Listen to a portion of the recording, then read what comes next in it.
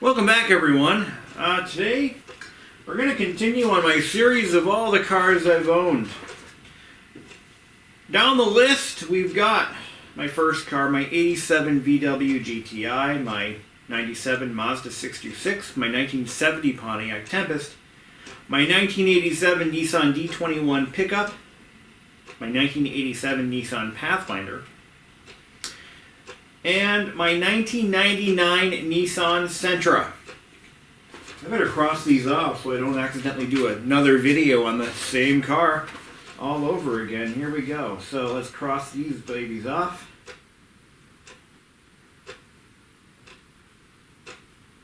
Today, we're going to talk about my, actually this is going to be my, car number 7, I believe. I got this list mixed up a bit because I owned a lot of these at the same time, and I didn't quite line them up right. So here we go. The 7th car I've owned is going to be a 2004 Nissan Frontier. Now, this is going to get a little confusing because between the Frontier and the Pathfinder, so the vehicle that I got rid of the Pathfinder for, it happened while I owned the 2004 Frontier, shortly after I bought it. So there's a little bit of muddiness there. But for certain, the Sentra was sold to buy the Frontier. So here goes. In May of 2005, I had landed, it was in May of 2005. I landed a very sweet job, making very good money. And I felt, you know what? I'm going to be dumb. I'm going to do something really dumb. After working at this job for a month, I woke up one morning at 6 o'clock in the morning, and I said to myself, I'm going to buy a truck today. No, really, that's exactly what happened. So I was working swing shifts, 6 to 6. And I believe at the time I was working during the night. So I would wake up at usually I think what I would do is I'd wake up at around 1 or 2 o'clock in the afternoon. I would do whatever I had to do that day, and I'd go to work starting at 6. I'd come home at 6 in the morning. And then I'd stay up for a couple hours, and then I'd go to bed by around 9, 10 o'clock. Depending on how I felt that day. I think I only stayed up for at most 1 or 2 hours, and then I'd go to bed, and then I'd wake up. It really screws you up. If you have a job like that, you better be making good money. And I really was. I was working 60 hours a week. And I had more money than I knew what to do with. So I woke up one morning and I'm like, you know what, I'm bored. I'm going to buy a truck. All my coworkers had pickup trucks, and they had nice ones. I couldn't afford a nice one, but I always really wanted another Nissan truck. You know, after having my 87 Nissan pickup, I decided I really wanted another one. So I went to my local Nissan dealer, and I looked at what they had, both new and used, and they had one. It was a used truck. It was a bright black. It was a jet black 2004 Nissan D21 Frontier. D22. It was a D22. I'm sorry, D22 Frontier, and That was the platform designation, D22, D21, D23.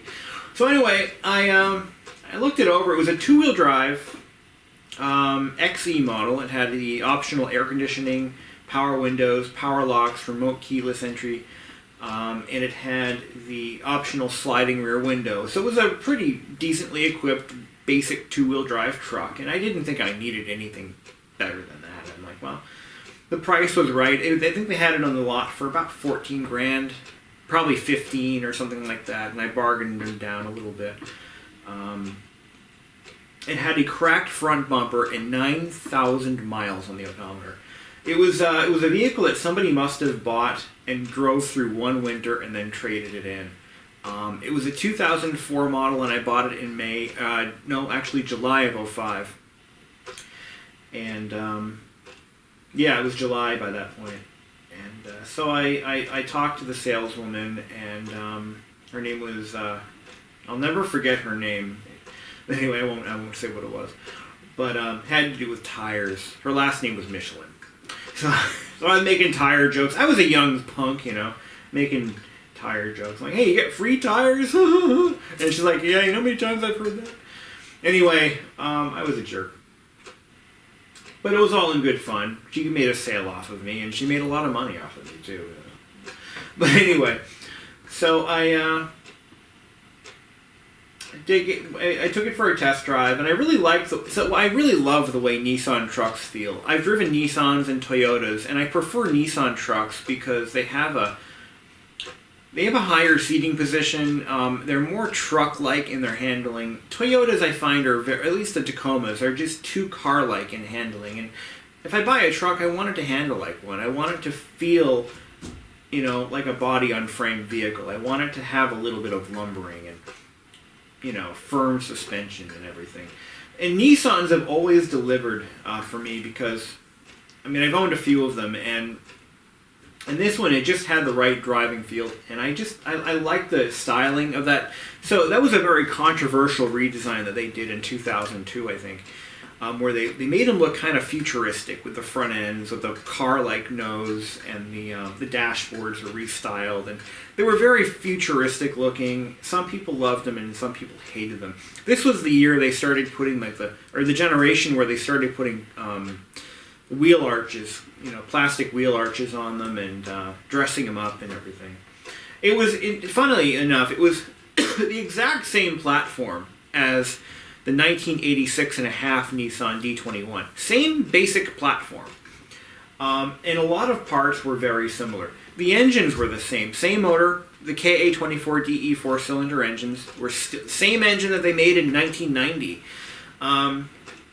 They hadn't really changed much of anything. And that's what I loved about it. It was built just like my 87. It drove like my 87, only a little bit tighter. It was just, it was like going back to where I started, And overall, it was in perfect condition. It had never been used. The bed liner, it had the factory bed liner in it. It had not a scratch on it. So it's pretty clear to me that somebody bought the truck, didn't like it, and just sent it back. And it had the alloy wheels that were I think there were 6-spoke alloy wheels. It's just a beautiful truck. It really was. And I just fell right in love with it. It had the factory CD player, and really no frills beyond that. So I haggled a little bit. I got the price. See, when you trade in a vehicle and you owe money on it, chances are you're going to wind up owing more money on the next one you buy. It's a bad idea to trade in a vehicle that is upside down or in negative equity, unless you absolutely have to do it and you have no other option. You need to get out of a vehicle for whatever reason. It's a bad idea, and that was what I did. I had negative equity in my car, and I wanted something else. I didn't want that car anymore. And being young and stupid, I made the decision to just roll over the negative equity. So instead of financing $14,000 or whatever on that truck, I ended up financing like $17,000. or 16. I think it was 16 grand. Dealers will make it work. They'll do what they have to make it work, to make a sale. You shouldn't, as a buyer, you shouldn't do that, because when you, for whatever reason, something happens to the vehicle that you just bought, let's say you total it, unless you have gap insurance, and even if you do, you could wind up owing 2 or 3 grand or more on an unsecured loan. That's a bad place to be. And that's where I was headed. So, just forewarning for you younger viewers, don't do that.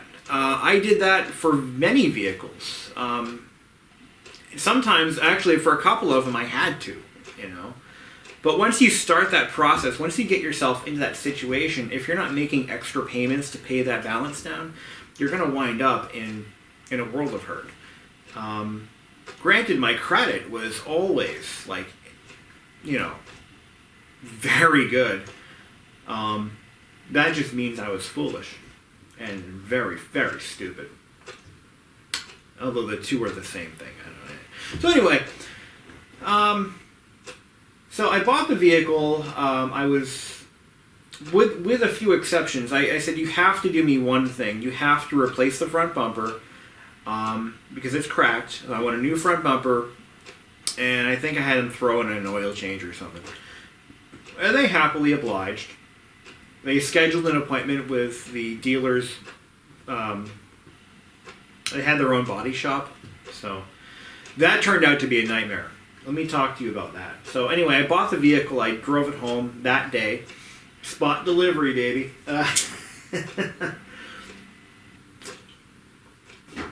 All of my vehicles that I had financed were all spot deliveries. Now, there's a risk with spot deliveries. I know somebody who actually had a vehicle repossessed after he bought it. Like 2 weeks after, because the loan didn't go through, and he had to turn that vehicle back in because they couldn't finance him. That can happen. That can happen, and he had no recourse. And the vehicle that he traded in, he couldn't get it back. So I know at least one person that has happened to. But anyway, that aside, so I drove it home with a cracked bumper. I washed it, I waxed it. That thing looked so good. It was a black on black exterior, and it had a gray cloth interior. Gray interior. It was a beautiful truck, and it still smelled brand new. It still smelled brand new. It was so low miles. It was like, I was in heaven. It was to that point, it was the closest I had ever come to owning a brand new vehicle, and I was so proud of myself for buying this thing. My dad loved it. My dad wanted to buy it for me, but he wasn't in the market. So this truck, I didn't really do any repairs to it. I just kept it maintained. You know, I had the fluids changed on time, and you know, I didn't really do anything crazy. I think this is the first time I ever had the dealer do anything for me on my dime. I brought it in for its 30,000 mile service at one point, and you know, and that's when they I think they did a transmission flush. I had them do a transmission flush on it, and just whatever else it needed. But you know, one thing is for sure, when you own a truck, suddenly everybody wants you to help them move. That is true. That is absolutely true. And I heard that from other people prior to buying a truck, and sure enough, everybody wants you to help them move. It's the funniest thing. Yeah. So anyway, I drove this truck for a couple of years. I put personally about 35,000 or 30,000 miles or more. I think it was a little more than 30. Probably about 33,000 miles on that truck. I drove it from May of 2005 or July of 2005 to January of 2007. So I had it about a little less than 2 years. But at the time, I was driving a lot. for my job. And there's a truck sitting outside. Let me see what that's about. Alright, that was just FedEx. Anyway, I don't think we ordered anything, but hey. He's still out there. Oh, there he goes. So anyway, so yeah, this truck, it was very reliable for me. It always had a harsh shift. When I talked about the Nissan Sentra, I mentioned that Nissans have, at least the automatic transmissions prior to CVTs, they were fairly rough. And this truck was no exception. With 9,000 miles on the clock, it had a very similar shift characteristic to my Sentra. It was a harsh first to second was always harsh. And of course downshifting was always pretty bad too. It was a two-wheel drive truck, and I had no real issues with the one I had prior to this one, getting around. But I did notice that I had to put a lot of weight in the bed to get around town in the snow. So I was always getting myself stuck. I didn't put snow tires on it. I didn't have the money to do it. So I just had the stock. It had general tires on it. And I was always getting stuck. But what I would do is I'd put 4 tube sands in the bed, and that usually got me going. You can buy them in any hardware store, so if you got a two-wheel drive truck in New England, get yourself some tube sand. They're made for that purpose. And you just throw them in the bed. You can put like little wood dividers in to keep them in place, and you're good to go. So yeah, I drove that truck for a while, and it never gave me a lick of trouble.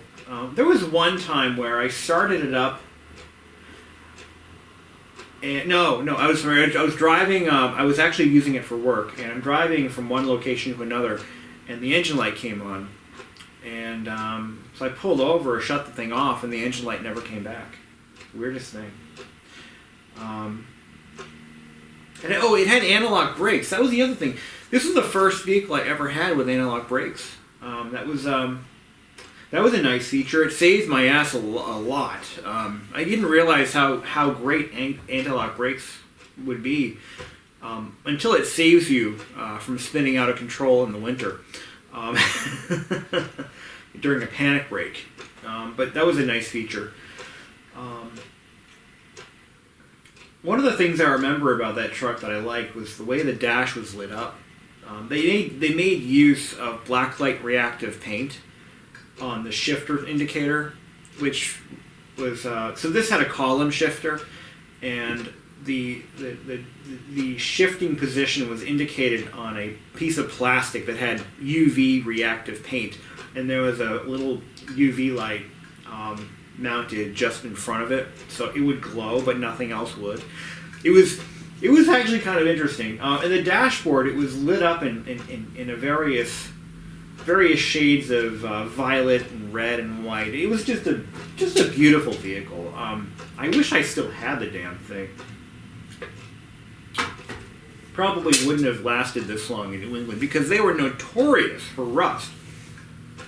And one of the reasons that Nissans and Toyotas had more rusted frames than the American trucks, like Rangers and the F-150s, is that Nissan and Toyota both used fully boxed ladder frames. And in the southern states, that's great. But in New England, those fully boxed ladder frames tended to hold on to moisture and salt. And they would rust from the inside out. And this truck did not have anything like that going on. It was brand new, So one of the first things I did was I undercoated it myself. And I did notice that it never developed any surface rust on any components. Even as it got older, it didn't rust at all. I'm sure today it's broken in half, but back then it had actually held up pretty well. So what else can I tell you about that one? Okay, so I mentioned that when I bought it, the front bumper had been cracked, and they volunteered, or I asked them to, I made them, as part of the deal, pay for the repairs. So they graciously said, no problem, bring it to our shop on this day, and they will take care of it. They'll give you a loaner. All will be good. So I said, great. can't wait. So I brought it to their body shop about a week later, and they gave me a loaner vehicle. I can't for the life of me remember what it was. I think it might have been like a Nissan Sentra or some stupid thing. I know one time they gave me a loaner for something, and it was for one of the services I had done to the truck. No, that was later. But anyway, I think I got a Pontiac. Anyway, so I brought it to their service center, and oh, I know what it was. They gave me a rental car. It was a 2004 Corolla. Yeah, it was a 2004 Corolla. That's what they gave me for a rental. Beyond that, so I brought it down, and I got a call about a day or two later, and they said, your truck is ready, come get it. So I'm like, great. I bring the rental back down to the dealership. I go to pick up my truck, and it was sitting in the parking lot, and I'm looking at it. I'm like, what the hell? So the bumper was brand new, freshly painted. But what they did is when they put the fender flare back on, they did not put the rubber gasket back that goes behind it. They didn't put that back on. So the fender flare was sitting kind of cockeyed. And then I go to turn the headlights on, and the lights, they replaced one of the headlight modules, and they didn't put any bulbs in it. So I had no bulbs in this one, and they were missing the little rubber thing. And so I walk right back in. I said, I'm sorry, I'm not accepting this. And he walks out, what do you mean? I'm like, well, look at all this. The fender flare is not on correctly. It's missing a rubber gasket.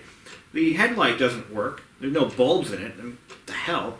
Can you fix it? And he said, sure, no problem. So I kept the rental for another day. Got another call. Your truck is ready. Come get it. Well, I drove all the way back. Now, mind you, I lived in New Ipswich, New Hampshire, and the dealership was in Nashua, New Hampshire. So it was a good 45-minute to an hour drive each way, depending on traffic. So I was like getting a little pissed off. I just bought this truck and I can't even enjoy it. So I go back. Sure enough, they fixed those issues. I get into the interior and it smelled like chemicals. And I'm like, what the hell? So the door panel, I looked at the door panel and it had looked like drips coming down it or something. And I'm like, what the hell is that? So I grab a cloth and I'm trying to wipe it off, and those drips weren't coming off. I'm like, what did you do to my car? And then I look at the dashboard and it's all cloudy. The whole instrument panel lens was completely destroyed. It was absolutely destroyed. And I brought the manager back and I said, what the I was pissed. I actually did say, what the F did you do to my truck? And I didn't say F. And he was like, oh, I don't know, let me try to fix it. And he's got his dirty rags and he's trying to, dude, you're making it worse.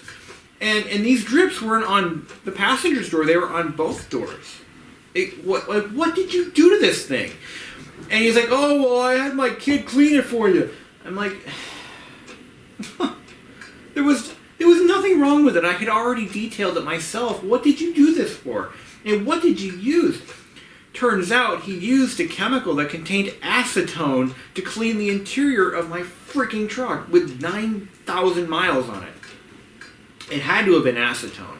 Knowing what I know now about cleaning products, acetone is the only thing that could have possibly done this. Turns out he had some high school kid working for him who had some cognitive disabilities, and he was cleaning customer vehicles. Who knew? So I said, look, you're going to fix this. I don't care how. I was pissed. And he said, I'll tell you what, I'll buy you a new instrument cluster bezel, we'll put it on, and we'll fix the door panels. And I said, listen, here's what we're going to do. Because at this point, I lost all faith in this guy. I knew that if I had to bring it back one more time, I would probably drive it through the garage bay doors and park it on top of whatever was sitting in front of those doors. Because I was furious. So what we ended up doing was he did clean the door panels better, but he never got them back to the way they were when they were new. They were permanently stained, and I didn't want him. He offered to repaint them, and I'm like, we're not doing that. And there was no way they were going to give me new door panels. So I said, look, you give me the new instrument cluster bezel, or the cluster cover, not the bezel, the cover. Yeah, the bezel. No. Terminology aside, you give me that part, I will put it on myself, and you will never touch my truck again. And that is what we did. So I took care of the interior. I re-detailed it as best I could, and I put in a new. I took the dash part. The whole dashboard had to come apart, and I fixed it myself. Because I didn't want to come back to finding cracks in the dashboard because they did it hastily with pry bars and crowbars and hammers. You know what I mean? That was like the worst experience I think I'd ever had in my life with a dealership, and it ended up costing me in the end because it was getting to a point where I was actually thinking about getting a lawyer involved, and I just didn't want to go down that route. But that was that. And the other thing that happened to that truck, really nothing actually. That was a good vehicle. It was an affordable vehicle. My payments were reasonable, and I think I was paying $240 a month for that thing for a 5-year loan. And you almost can't do that anymore. Even two-wheel drive trucks seem to hold their value. So to buy a truck like that today, as equipped as it was, or modern day equivalent, you'd be looking at around $26,000 used. No, new. Used, I think you could get that truck for about $20,000. It's not that big because two-wheel drive trucks aren't really a big deal in New Hampshire.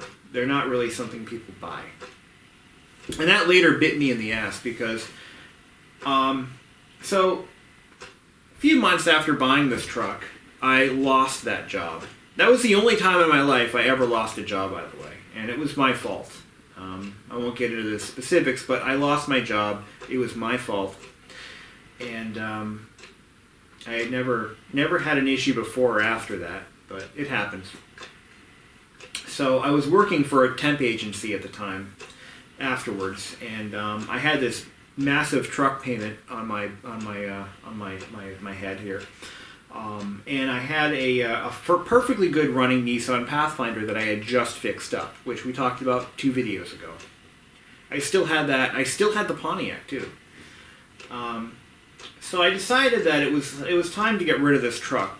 How am I going to do this? I was upside down by a few grand thanks to the Nissan Sentra, plus depreciation. So I had to figure out a way to get out of this thing. So I had a brilliant idea, at least for an 18-year, or how old was I? I was 21 years old. I had this brilliant idea that I'm going to trade this thing in at the Honda dealership, which was a Ford. It was a Ford dealership that had a Honda motorcycle dealership as part of its own. They own both, So here's what I'm going to do. I'm going to bring this to Honda, and I'm going to trade it in on a motor scooter. And I'm going to take out like a $5,000 loan on the motor scooter to make it work. Because nobody else would touch it. Nobody else wanted it. I couldn't sell it. I tried selling it privately at a loss and then taking out an unsecured loan, but I didn't know how to do that, and I didn't know who to ask. So, because if you're in that situation where you're upside down in a vehicle that you don't need or want, you can take out an unsecured loan, apparently, if your credit's good, and mine was. They never missed a payment. And you can borrow like $5,000 or $2,000 or whatever, and just take that out as an unsecured loan, and then pay off the original balance and transfer title. But I was thinking that I'm going to get a scooter so I can drive around in the summer, and I can use the Pathfinder in the winter. Bingo, problem solved. And they actually, they hemmed and hawed. I went to the dealership. I'm looking at a brand new 2005 2006 Honda Elite 80, and they were looking at my truck, and they were talking about sending it to Florida rather than selling it in New Hampshire because it would never sell. But they said, "It's a nice truck. We'll do the deal. No problem, no questions asked. You drive home in this scooter, and we keep your truck, and you just have a massive loan on this scooter." And I'm thinking to myself, well, sure, let's do it. And I called my dad, and my dad said, he talked me out of it. He's like, "Don't do that. You're gonna regret it, and just come home." So I said, "Okay, fine." So I got back in the truck. I said, "You know what? I'm gonna hold off on this. This is stupid." I drove the truck back to my parents' house, and my dad and I talked about it. And you're like, "You know what? Don't do this. Just keep the truck. You can afford it." And I could. It wasn't a big deal. I'm like, "Well, I just want to get rid of this loan." So anyway, so that was my that was not how I got rid of the truck. I actually kept the truck for another year, and that brings me to we're gonna go on a little detour here. So we're not going to talk about the vehicle that replaced the pickup. We're going to talk about the vehicle that I bought while I had the truck, the one that I got rid of the Nissan Pathfinder for. And that vehicle doesn't really fit in my list here in any particular spot, because it was a car that I registered for 20 days and never really did anything with. But we're going to talk about it anyway. This one was another regret. I wish I never bought it. I wish I never laid eyes on it. But it bears mentioning because it is on my list of cars that I've owned and registered. That's the key. These are the cars that I've registered. There were one or two that I didn't register that never made the list. And we're going to talk about it in our next video. Thank you for watching. Oh wait, no, we're not done. Yeah, we are. Yeah, we are done. There was nothing else I could tell you about that truck. It was a great truck. No questions asked. No, made no sense. It was a great truck. Yeah, never had a problem. Never had a problem. Just maintained it. Got rid of it with 40,000 and change, like 45,000 miles. I think I had on it. Yeah, it's a great truck. Wish I kept it. Shouldn't have bought it. Wish I kept it. Yeah, that sums it up pretty good. All right, thanks for watching.